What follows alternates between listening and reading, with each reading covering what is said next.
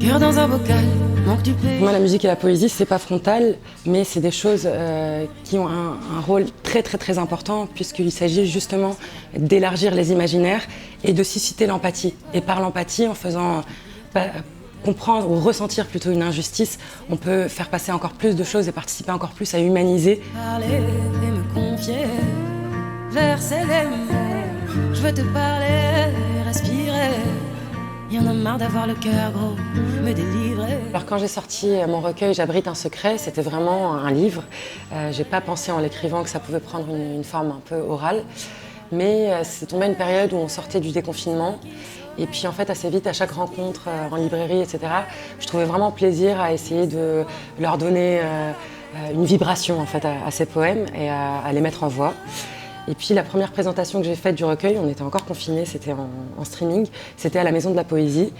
Et j'ai pas pu m'empêcher d'avoir la casquette de chanteuse-performeuse et de aussi donc, ajouter des accords de guitare, ajouter un dialogue avec des refrains, comme pour de temps en temps laisser aussi résonner les mots et puis après pour mieux revenir à les réattaquer comme une comédienne.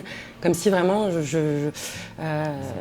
j'étais là avec mes trois facettes, on va dire, celle de la comédienne qui aime porter les mots, celle de la musicienne et chanteuse qui est amoureuse de la mélodie et des rythmes, et puis celle qui aime écrire.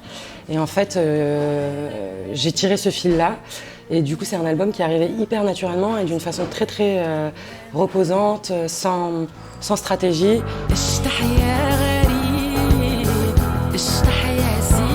Le titre Rien caché, donc c'est le poème Rien caché, c'est un rapport à ce qui nous définit, mais c'est un poème assez en colère qui est dans la troisième partie du recueil.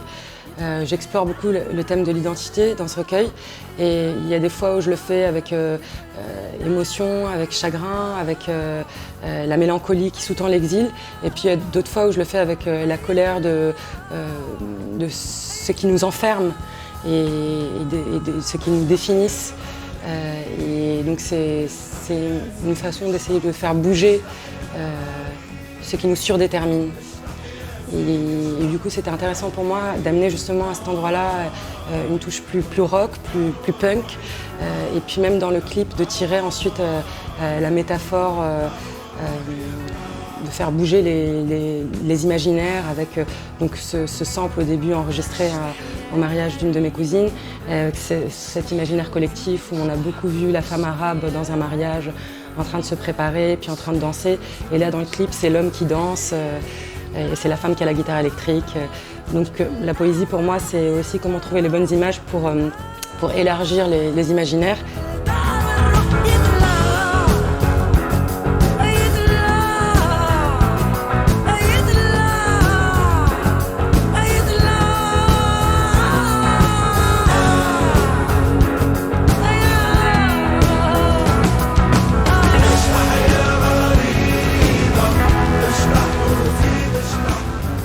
La position entre deux, en soi, elle dit bien ce qu'elle dit, elle est assez inconfortable, c'est-à-dire qu'on est déséquilibré, mais en même temps, l'inconfort, c'est aussi un terreau très fertile pour la créativité, parce que ça veut dire qu'aussi qu'on cherche, et que aussi quand on est en déséquilibre, comme on n'est pas dans le confort, on voit aussi des choses en biais que quand on est au centre, on ne voit pas forcément, et je suis toujours sensible aux regards en marge. Je trouve qu'ils ont une sensibilité et une lucidité que le confort ou le privilège n'offre pas.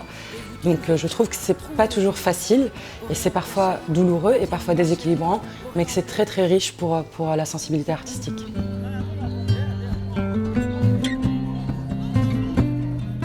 Enfance, c'est un poème qui est dans la première partie du recueil. Et la première partie, elle s'ancre plus dans l'intime, avec aussi les douleurs que peuvent traverser les enfants, qui n'ont pas de conscience sociale ou politique, mais qui dans leur intime peuvent se sentir parfois étrangers, incompris. Et dans ces poèmes, des fois de cette incompréhension enfantine ou adolescente, j'ai mis aussi des poèmes de figures qui contiennent, qui rassurent en contrepoint dans l'enfance.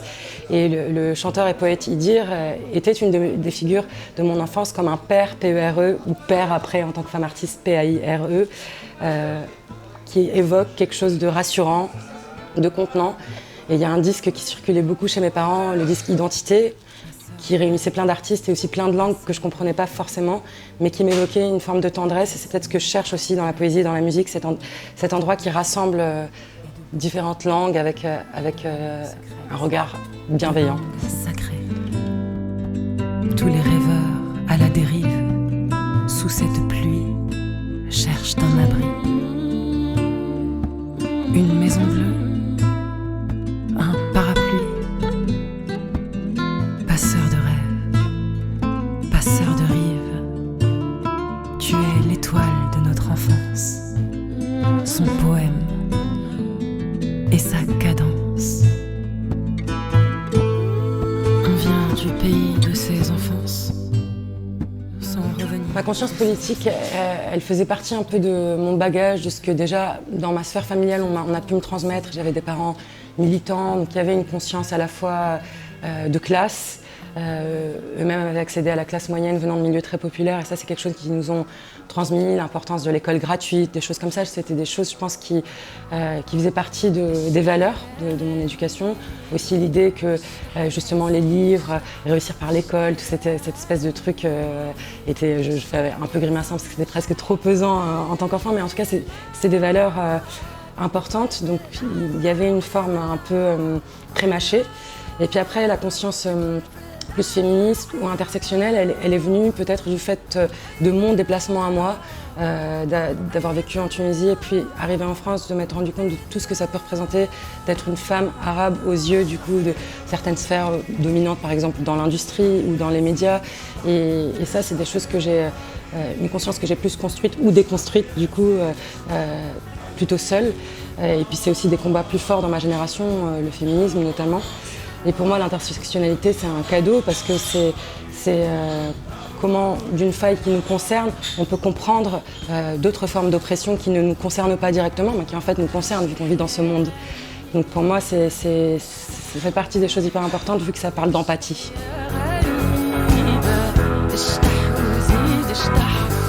Pour moi, la musique et la poésie, c'est pas frontal, mais c'est des choses qui ont un rôle très très très important puisqu'il s'agit justement d'élargir les imaginaires et de susciter l'empathie. Et par l'empathie, en faisant comprendre ou ressentir plutôt une injustice, on peut faire passer encore plus de choses et participer encore plus à humaniser qu'en passant par un message un peu didactique.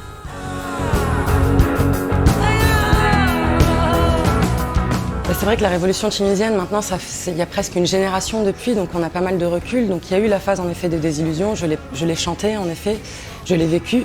Mais aujourd'hui, je dirais que je vois quand même ce que ça fait comme bébé et je trouve que la nouvelle génération me bluffe quoi. Quand je vais en Tunisie, les jeunes qui ont entre 15 et 20 ans, je les trouve quand même, aussi c'est la génération d'Internet, quoi, mais il y a quelque chose d'extrêmement puissant dans leur conscience du monde. Et puis c'est des jeunesses qui, dans les pays du Sud, ont ce truc justement de la position non privilégiée qui fait qu'ils s'intéressent à plein de choses, à plein de systèmes. Donc que ce soit politiquement ou artistiquement, je trouve plein de références et j'ai plutôt foi du coup en cette génération. Donc je me sens moins désillusionnée qu'il y a quelques années.